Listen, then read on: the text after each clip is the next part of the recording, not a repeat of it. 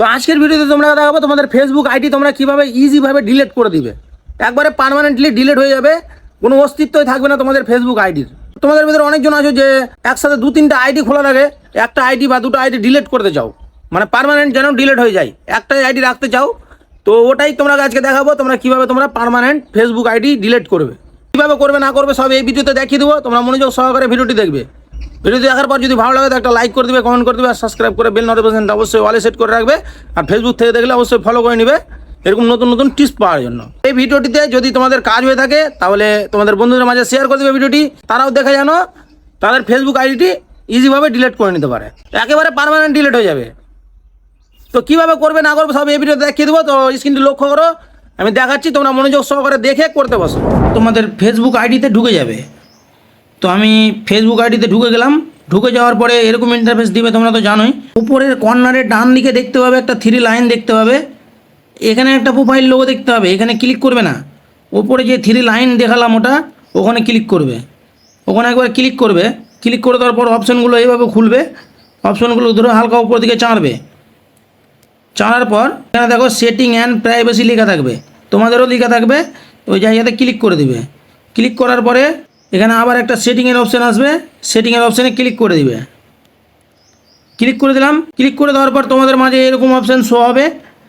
তারপরে তোমরা কী করবে, এখানে দেখো সি মোর অ্যাকাউন্ট সেন্টার, এই জায়গাতে ক্লিক করে দেবে।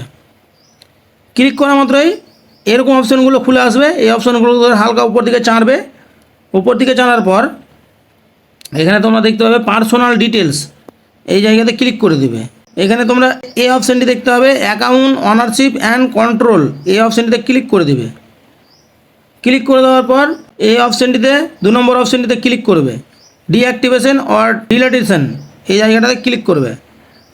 ক্লিক করার পরে যে আইডিটা তোমরা ডিলিট করতে চাও ওই আইডিটা খুলে আসবে। তো আমার ইনস্টাগ্রাম আইডিটা ওই এই আইডি দিয়ে খোলা আছে বলেই, জয়েন করা আছে বলেই সব আমার আইডিগুলো এখানে এসছে, ইনস্টাগ্রাম আইডিগুলো এসছে।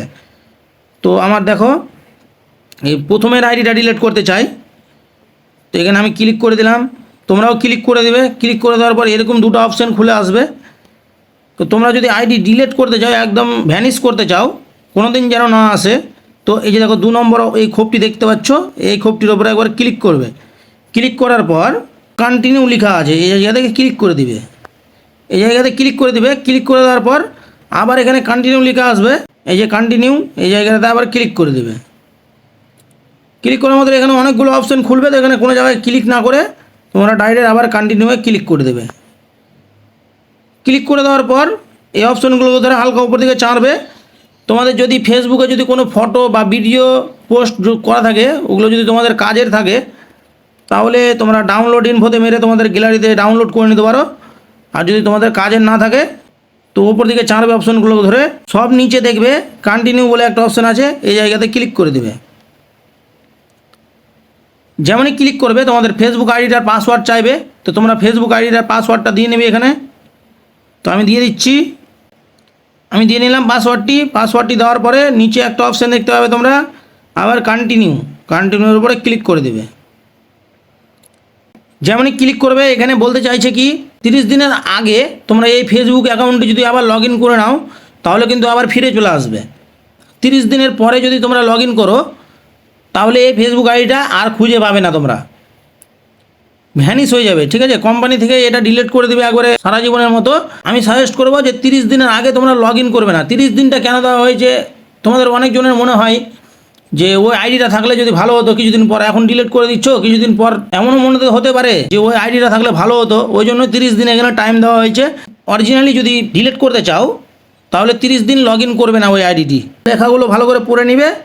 পড়ে নেওয়ার পরে নিচে দেখতে পাবে ডিলিট অ্যাকাউন্ট, এই জায়গাতে ক্লিক করে দিবে।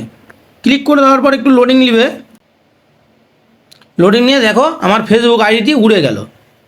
ঠিক আছে, একটা বাচ্চার ছবি দেওয়া ছিল আর আমার ছবি দেওয়া ছিল, তো দেখো এখন নাই, এখন আমার যে 2টো আইডি অরিজিনাল আছে ওই 2টো আইডি আছে।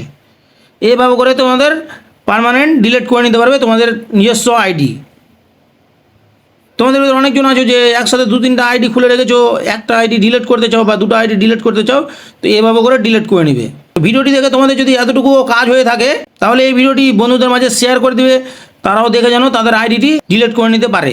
তো ভিডিওটি কেমন লাগলো অবশ্যই কমেন্টে বলে দেবে, আর ভিডিওটি ভালো লাগলে একটা লাইক করে দেবে, কমেন্ট করে দেবে, আর সাবস্ক্রাইব করে বেল নোটিফিকেশনটা অবশ্যই ওয়ালে সেট করে রাখবে এরকম নতুন নতুন টিপস পাওয়ার জন্য। আর ফেসবুক থেকে দেখলে অবশ্যই ফলো করে নেবে, আর বন্ধুদের মাঝে অবশ্যই ভিডিওটি শেয়ার করে দিবে। তো আজকের মতো ভিডিওটি এখানেই শেষ করছি, দেখা হবে পরের ভিডিওতে। তোমরা ভালো থেকো, সুস্থ থেকো, এটাই কামনা করি। তো আজকের মতো tata, bye bye, good bye.